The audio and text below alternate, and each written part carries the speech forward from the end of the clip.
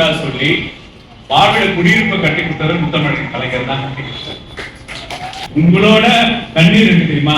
பசியோட குழந்தைய போய் பள்ளிக்கூடத்துக்கு விட்டுறேன், மத்தியானம் ஸ்கூல்ல சாப்பாடு போடுவாங்க, 3 hour 4 hour குழந்தை என்ன பண்ணணும் என்ற ஏக்கத்தை தமிழ்நாட்டு நிவர்த்தி செஞ்சுட்டாங்க. தந்தை பெரியார் சொல்றது போல் அடுப்பூது பெண்களுக்கு படிப்பதற்கு சொன்ன காலத்துக்கு போய் பெரியாரோட புரட்சினால பெண்கள் படிப்புங்கிற வளாகத்துக்கு வந்து பிறகு பல்வேறு சுய உதவி திட்டங்கள் மூலம் முத்தமிழ் கலைஞர் பெண்களை அதிகார தன்மைக்கு கொண்டு போய் சேர்க்கிறதுனால தான் நம்ம தமிழ்நாட்டு முதல்வர் உள்ளாட்சி அமைப்புகளை 50% பெண்களுக்கும் 22 மேயர்ல 11 மேயர் பெண்கள் மேயரா இருக்காங்க.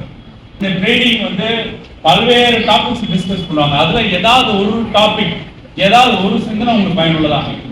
இந்த ப்ரோக்ராம் மீன் கொடுக்கறதுல மீன் பிடிப்பது எப்படின்னு எனக்கு சொல்லிக் கொடுத்துருக்காங்க. மீன் கொடுக்கறது ரொம்ப சுலபம், இதை வாங்குங்க, இது கொடுக்கறது சுலபம். ஆனா உங்களே சுய தொழிலாக நீங்க மேம்படுத்தா உங்க அடுத்த தலைமுறை நீங்க இன்னும் ஏற்றுவீங்க. அப்ப இங்க பெண்கள் இவ்வளவு பேர் இங்க கூடிக்கிறது இங்க இருக்கிற நல்ல கருத்துக்களை நீங்க உள்வாங்கி சுயமா என் வாழ்க்கையில சுயமரியாதையோட நான் நிற்பேன். நான் பணத்துக்காக யாரும் சார்ந்து இருக்க மாட்டேன். ஏன் என்னோட கணவர் கூட நான் சார்ந்து இருக்க மாட்டேன்.